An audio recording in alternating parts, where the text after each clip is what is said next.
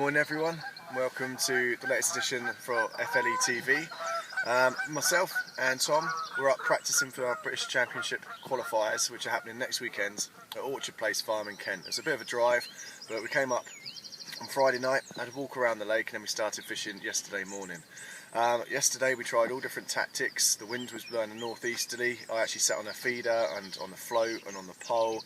Tom was trying traditional carp tactics, and the fish just didn't really seem to be having it. There was not really many runs coming around the whole of the lake.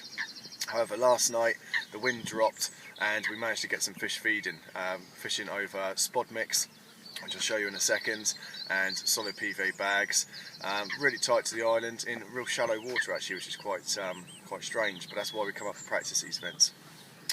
The tactic that we found out through doing our research, and one that we both love fishing, is actually using our good old faithful maggots. So we use these for coaching most days, and yeah, lovely different coloured maggots there. We're using those in bags, we're using them on simple little maggot rigs, and then going over the top of that, where we're coming up practicing, we're not quite sure what's going to work, so we've got a spod mix here which has got all different sorts of particles in there, pellets, maggot, we've got some luncheon meat in there as well, left over from the match style fishing I was doing yesterday, some ground bait, and we're going to mix that up in a second and spod that out. Now hopefully today our fish will come on the feed a bit more. The northeasterly wind's changing to a southwesterly. We've got beautiful sunshine here at Orchard Place Farm, and we're hoping that these fish are going to get on the feed. They go up to 48 pound I think in this lake, which is a huge fish. Yeah, so fingers crossed we can get amongst them today.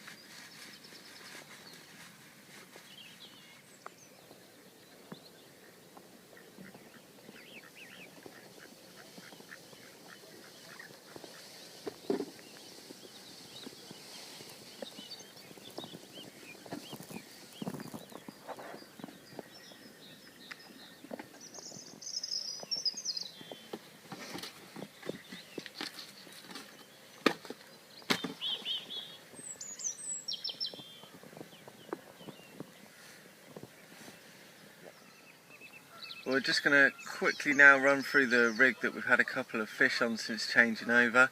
As Graham said, we're using the maggots today to success. So what we've done today is we've got a very simple rig that's going to go inside our favourite method, a solid PVA bag.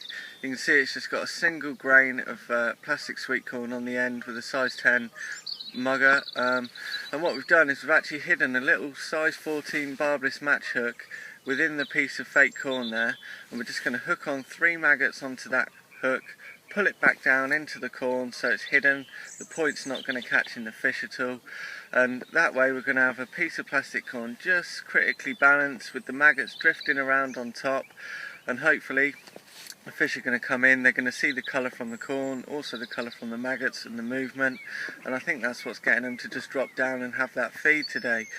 The solid PVA bag, when it's finished, it ends up looking something a little bit like this. You can see that the main mix inside of there is a very small pellet mix, so the bag can compress down nice and tight, but I've just put a layer of maggots through the middle.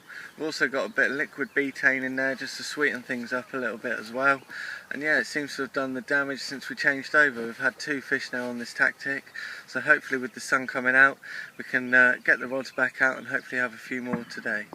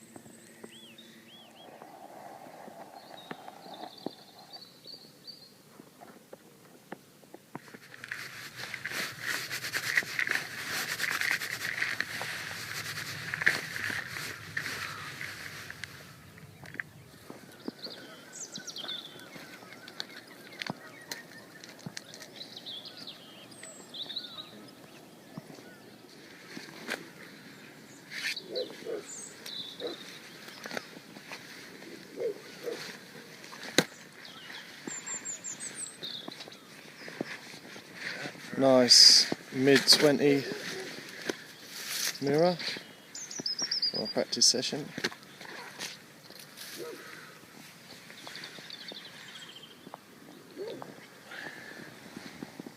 There you go. Hopefully a few more of these today.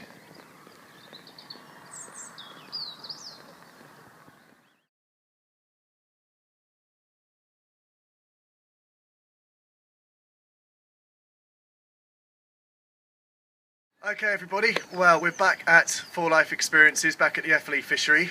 We had a good weekend, didn't we Tom? Yeah, it was good. We learnt a lot, definitely. We did learn a lot. We got up to these practice sessions, went up to Orchard Place Farm. We've got BCACs there this coming weekend. We'd never seen the place before. Now we went up for a practice. When we go up for a practice, we're not just looking to catch fish, obviously that's nice, and we bagged a few out. You had a nice mid-20 as well, didn't you Tom? But it's all about learning, so we're going to have to try different tactics, and to be fair, we didn't actually fish for very much of the time, did we Tom? No, we spent most of the time sort of walking around, doing laps of the lake. It was very busy, and by walking around you get to learn a lot, you know. You see fish in areas of water that aren't being fished, and you know, you learn which way the wind's blowing, where the fish are going to be, and just by talking to other anglers as well, finding out what they're doing, what works, if they're regulars at the venue, and yeah, it's all part of that homework process, I suppose. Exactly, it's like doing your homework, and the interesting thing is you've obviously got locals that fish the lake all the time, and they can give you so much information, insight on the lake, the spots that the fish like feeding on, the tactics that work, rather than trying to do it all yourself. And we say this when we're coaching as well, you know, be polite, be friendly, go around and talk to others, and it'll help you out in your fishing so much more. Some of the things that came out of our practice session, we had those fish during the night time, didn't we T? But then sort of the sun came out, it got hot, and for some reason the fish switched off. I think the water temperature was still a bit cold, then the sudden brightness of the sunshine, basically the water temperature going up and down. The fish didn't like it, so they weren't feeding that much. But we did find out that the spots to fish seem to be really tight to the island, which suits our style of fishing to a T, doesn't it, Tom? Definitely. Absolutely love that. Growing up on Broadlands and fishing up at Broadlands, whacking bags tight to the islands and other waters that we fish, fishing tight to snags. Quite excited about being able to cast tight to features and fishing to our strengths, as it were.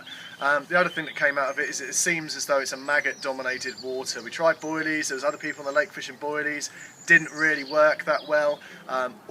Most of the fish came out fishing over beds of maggots. So we found a maggot farm. How much have you ordered? 10 gallons of maggots, so 8 pints per gallon. 80 pints of maggots we've got for this weekend. So it cost us a small fortune, but we want to qualify to go through to the semi-finals at Barston.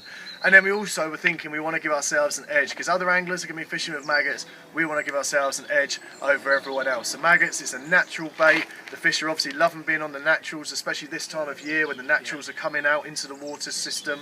The fish are looking for that and feeding on it heavily. So we've got 10 gallons of maggots, and we've got a few other little edges. So the first one that I thought of was our good old faithful prawns.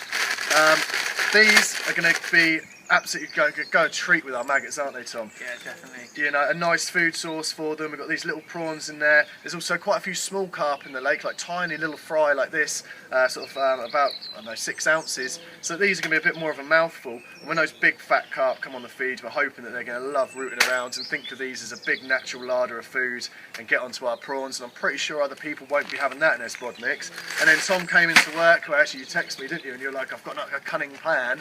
And you went to the aquarium, and you got this stuff, so just run us through that. What we've got is the frozen food for tropical fish, and we've got 2 types. We've got frozen krill and frozen bloodworm. I mean, obviously in the lake, a natural food source in every single lake is bloodworm.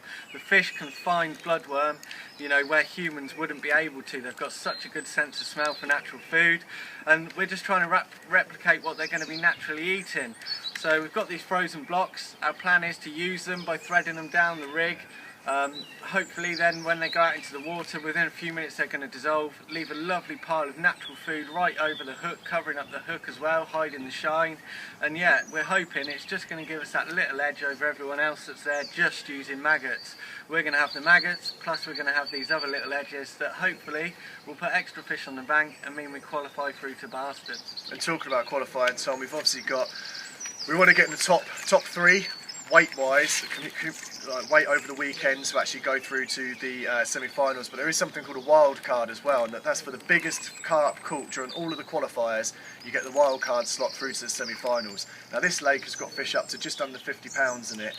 They are quite hard to come across, but through again walking and talking, it seems that a lot of fish come from tight to the island, which is only 1.5 to 2 foot deep. Yet through speaking to the locals, a lot of the big fish, the real big fish, tend to like coming from the deep water just off of the island and down in the margins. So one of the rods, we can fish 4 rods. One of the rods is going to be on our hippo rod, where we're going to be putting that down in some deeper water, a nice quiet spot in the margins or out in the open water. Hopefully 3 of the rods will be getting runs on quite consistently off the island's height, and then one of them, if it goes off, fingers crossed, will be there with a big fat fish that will qualify us with the wild card. So, you know, we're spreading, hedging our bets all the way across, trying to go for the wild card, trying to go for lots of fish as well. I'm feeling confident now. When I first walked onto that lake and saw it, I thought, oh, I'm not too sure about this one. A very busy lake, sort of not much bankside features. It's a newly dug pit, only 3 years old. But having done that research, and with your little idea of coming up with this bloodworm and krill, and with these prawns, I think, fingers crossed, we could do it. Yeah, that's it. Let's just hope for a good draw, yeah? That's it, we're due one. We are due one. Right, so we've got groups arriving today. We've got an adult group coming in from Southampton. We've got a youngster on work experience doing a little apprenticeship scheme with us. We've got some guys fishing at the top lake. You bagged a 20 last night. Yeah. I bagged loads of fit carp on the pole in a couple of hours. So it's been a good week at FLE. The sun is shining, and we're looking forward to the BCAC. So that's the end of this edition of FLE TV with the practice round at Orchard Place Farm. The next edition that's going to be coming onto FLE TV will actually be for real, won't it? Main event, yeah. The main event. So yeah, tune in next time and you'll see us up at the British Carp Championships for our qualifier at Willow Place Farm.